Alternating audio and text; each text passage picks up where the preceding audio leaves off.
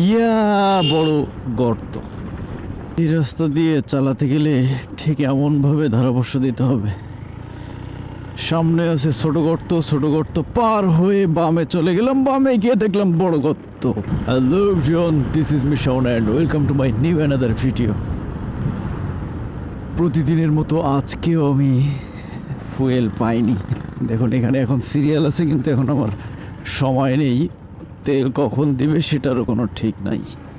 ওই হুটহাট করে আল্লাহর, ওই মিয়া হঠাৎ এদের কে আসলে? পেট্রোল অকটেনের যে কৃত্রিম সংকট তৈরি করা হয়েছে, এখন ভাবছি যে চার্জার বাইক নিতে হবে। এখন সময় হচ্ছে 8টা 19। আমি আছি চেকপোস্টের একটুখানি আগে। 9টা 10-এর মধ্যে আমাকে পৌঁছাতে হবে। এই যে চেকপোস্টে রূপ চেয়ারম্যানের এই পাম্পে মনে হয় তেল দিবে। দেখুন সিরিয়াল, এই সিরিয়ালে দাঁড়িয়ে কি তেল নেওয়া সম্ভব?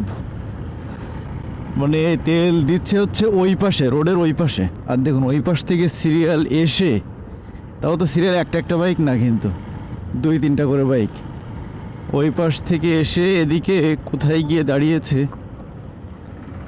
মানে এই যে কৃত্রিম সংকট কোন পর্যায়ে নিয়ে পৌঁছেছে দেখুন, দেখুন অবস্থা।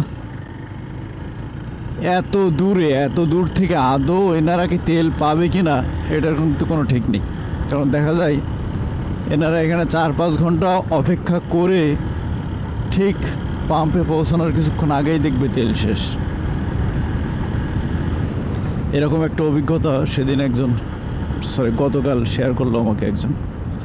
বলছে ভাই টানা 5 ঘন্টা দাঁড়িয়ে, এরপরে আমার আগে আর 3-4টা বাইক আছে, আমি অলরেডি টাকা বের করে পকেটে রাখছি, সেই সময় ঘোষণা দিচ্ছে তেল শেষ। ওই হুটহাট করে আল্লাহর, এরা যে কোন দিকে যাবে এইটাই ঠিক নেই। একবার এদিকে ঘুরে একবার ওদিকে ঘুরে।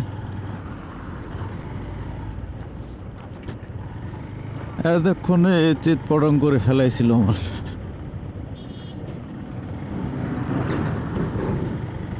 এই ভটভটিগুলার রাস্তায় চলতে দেওয়া উচিত না। এটার আওয়াজে কিছু শুনতে পায় না আর করে উল্টো পাল্টা। এই রাস্তা দিয়ে চালাতে গেলে ঠিক এমন ভাবে ধারাবর্ষ দিতে হবে। সামনে আছে ছোট গর্ত, ছোট গর্ত পার হয়ে বামে চলে গেলাম, বামে গিয়ে দেখলাম বড় গর্ত। আবার বাম থেকে পার হয়ে ডানে গেলাম, ডানে একটি ছোট গর্ত। ছোট গর্ত পার হয়ে কাটিয়ে আসতে সামনে পড়ে গেলাম বড় গর্তে। তো পেছনের কোনো সুযোগ নেই, সামনে যেদিকে যাবো শুধু গর্ত। কোথাও ছোট গর্ত, কোথাও বড় গর্ত, কোথাও মাঝারি ধরনের গর্ত। মোটামুটি গর্ত ছাড়া আপনি যেতে পারবেন না। তবে আমি আমার পক্ষ থেকে একটা রিকোয়েস্ট আমি করতে চাই, সেটি হচ্ছে এই পিচগুলা তুলে ফেলে দিলেই কিন্তু কিছুটা চলার পরিবেশ হয় আর কি। এই যে ডান সাইডটা যেমন করা হয়েছে এরকম যদি করে দেয় তাহলে কিছুটা চলার পরিবেশ তৈরি হয় আর কি। না হলে যে পরিমাণের গর্ত, এমনিতেই ফুয়েল সংকট, তার মধ্যে এতগুলো গর্ত পার হতে হতে জীবন পুরাটাই তেজপাতা। দেখুন এই গর্তের উপর থেকে যাওয়ার থেকে এই যে আপনার মাটির রাস্তা হাজার ভালো, কিন্তু সামনে গিয়ে মাটির রাস্তা আবার ব্লক।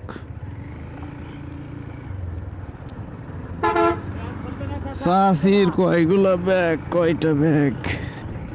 এবং এই গর্তের আরো কিছু বিশ্লেষণ করা যায়, সেটি হচ্ছে ইনলার্জ ইন গর্ত, এরপরে ইনক্রিজ ইন গর্ত, ইনক্রিজড গর্ত,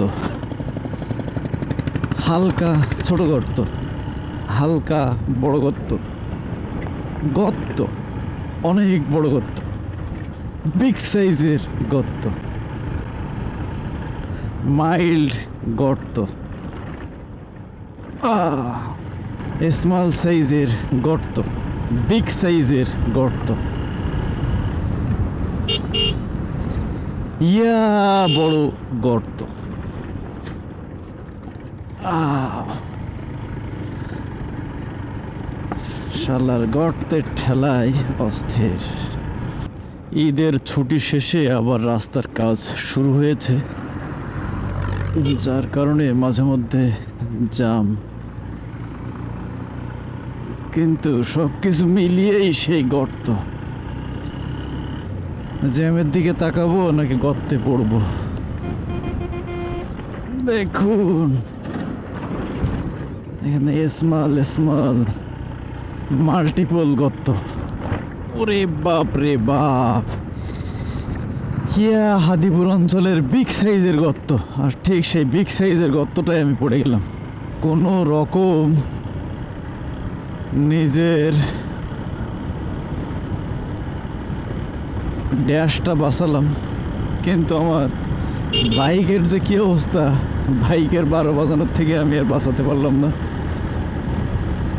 নিজের 12টা বাজানোর থেকে কোনো রকম বাঁচালেও বাইকের 12টা বাঁচানো সম্ভব হলো না।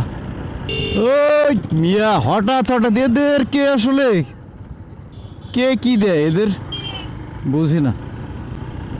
এরা কোনো সিগন্যাল টিগনাল ছাড়া আল্লাহর হস্তে কোনো কিছু দেখবে না। ইঞ্জিন ভ্যান আসলেই বন্ধ করা উচিত। কি একটা অবস্থা দেখুন, কোনো সিগন্যাল টিগনাল আল্লাহর হস্তে কিচ্ছু দিবে না, হুট করে ওদের মন চাইবে আর করে দিবে। সামনে তো ভালো পরিমাণেই জ্যাম আছে, সুতরাং এই রিস্ক নেওয়া ঠিক হবে না। আমার হাতে সময় আছে মাত্র 13 মিনিট। দেখি নেমে যাই। ওহো, আমি ভিতর দিয়ে চলে যাই। ভিতর দিয়ে এই যে কাকুইয়া,